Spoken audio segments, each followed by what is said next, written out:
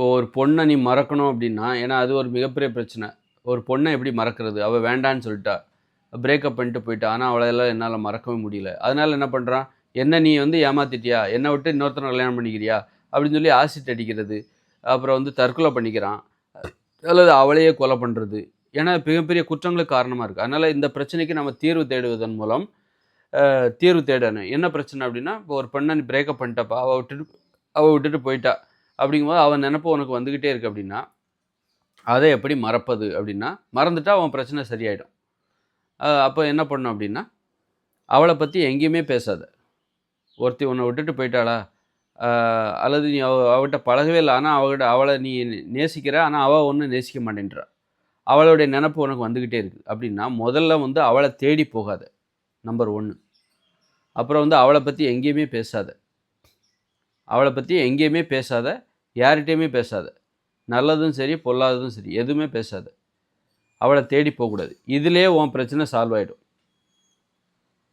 Breakup பண்ணிட்டு போயிட்டா, என்னை ஏமாத்திட்டான்னு பேச, பேச அவளுடைய நினைவுகள் வந்துகிட்டே இருக்கும். அப்போ உனக்கு ஏமாற்றம், அவமானம், கோபம் இதெல்லாம் அதிகமாகி சிலர் குற்றங்களே செய்வாங்க. அவள கொலை பண்றது, ஆசிட் அடிக்கிறது இந்த மாதிரியான பிரச்சனைகள்லாம் பண்ணுவாங்க. அப்ப அது காரணம் என்னது? அறியாமை தான். எப்படி அவளது நினைவுகளிலிருந்து விடுபடுவது என்கிற அறியாமை தான் காரணம். முதல்ல அவள தேடி போக்கூடாது. அவள பத்தி எங்கேயுமே பேசக்கூடாது. யார்ட்டயுமே பேசக்கூடாது. நீ என்ன பேசுறியோ அதான் உன் மனசுக்குள்ள வரும். அதனால பேச்சுல அவளுக்கு இடம் குடுக்கலன்னா, மனசுல அவளுக்கு இடமில்லை. அதன் பிறகு இன்னொன்னு செய்யணும். நீ இன்னொரு பெண்ணை தேட வேண்டும். இந்த 3 விஷயத்தையும் பண்ணிடு. உனக்கு பிடிச்ச உன் மனதில் இடம் பிடிக்கிற இன்னொரு பெண்ணை தேடு. இன்னொரு பெண்ண தேடுற ஆனா மனசுக்குள்ள இடம் பிடிக்கலன்னு வச்சுக்கோங்க.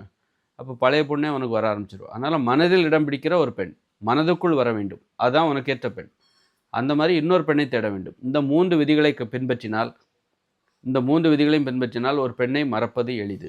ஒரு பெண்ணுக்கும் அதான். ஒரு பெண்ணுக்கும் ஒரு ஆண் என்னுடைய அன்பை ஏற்றுக்கொள்ளவில்லை. அல்லது காதலிச்சா இப்ப பிரேக்கப் பண்ணிட்டு போயிட்டான். எனக்கு அவமானமா இருக்கு, ஏமாற்றமா இருக்கு. அவன விடக்கூடாது. ஒரு வழி பண்ணணும். அப்படின்னு பெண்களுக்கும் ஒரு கொலைவெறி வரும்.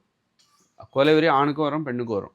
அப்போ அதுலேருந்து இது 2 பேருக்கும் தான். ஆணுக்கும் பெண்ணுக்கும் தீர்வு இதுதான். ஒரு பெண்ணுக்கு பிரச்சனை இது போல பிரச்சனை இருக்கு. அவன என்னால மறக்க முடியல அப்படின்னா, அவன பத்தி எங்கேயுமே பேசாத.